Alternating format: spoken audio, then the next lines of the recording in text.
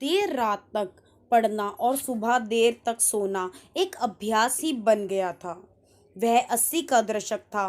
मेरी नई नई नौकरी लगी थी। पहली बार घर से बाहर निकला था। एक कमरा किराए पर लेकर रहता था।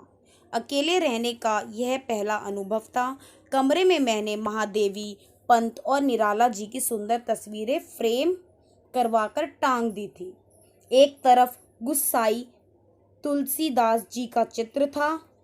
अपनी पुस्तक और अपना एकांत, रातें जाग जाग कर बिताना, कविताएं लिखना और कविताओं में डूबे रहना जैसे स्वर्ग में जीना था। परंतु अपने उस एकांत में रात में जागने की राक्षसी प्रवृत्ति के कारण फिर सुबह जल्दी उठना मुश्किल होने लगा। पड़ोसी कृपा करके दरवाज़ा खटखटाते तो नींद खुलती। देर सवेर दफ्तर पहुंचता। अलार्म घड़ी भी नहीं थी और ना ही खरीदने का ख्याल आया। फ़ोन तो तब देखे भी नहीं थे। हैरानी की बात तो यह थी, मेरे कमरे में सिर्फ एक ही दरवाज़ा था और खिड़की और रोशनदान ना होने की वजह से भी मुझे मेरा कमरा बहुत ही प्यारा लगता था। इन सब में सबसे अच्छी बात यह थी कि हमारे पड़ोसी बहुत अच्छे थे। देर रात्रि तक पढ़ने के कारण आदत बहुत बुरी पड़ती जा रही थी। अंग्रेजी और हिंदी का बहुत सा साहित्य मैंने उसमें ढूंढ डाला। कठिनाई बस सुबह हुआ करती थी, जब नींद नहीं खुलती थी।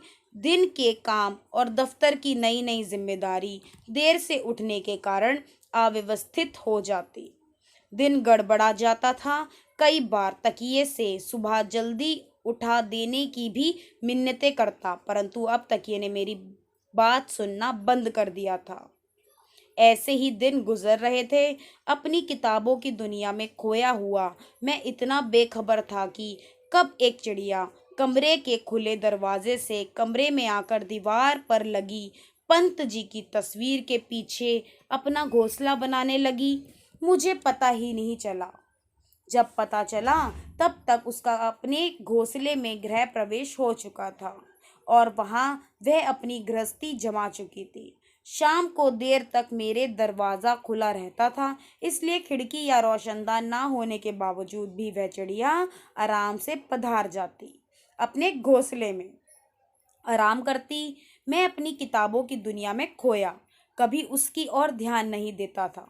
एक सुबह मैं नींद में था। चिड़िया मेरे पलंग के सिरहाने बैठकर अलग तरह की झुंझलाहट से भरी ची कर रही थी। उसकी आवाज़ तीव्र थी, मानो मेरे ना उठने पर वह नाराज हो। उसकी आवाज़ से मेरी नींद खुली, परंतु मैं उठा नहीं। चिड़िया बार बार पलंग के सिरहाने आकर फुदकती और अपनी तीव्र ध्वनि से कमरे को गूंजा रही थी। मैं कुछ समझा नहीं, परंतु उठकर दरवाज़ा खोला तो वह बाहर चली गई थी।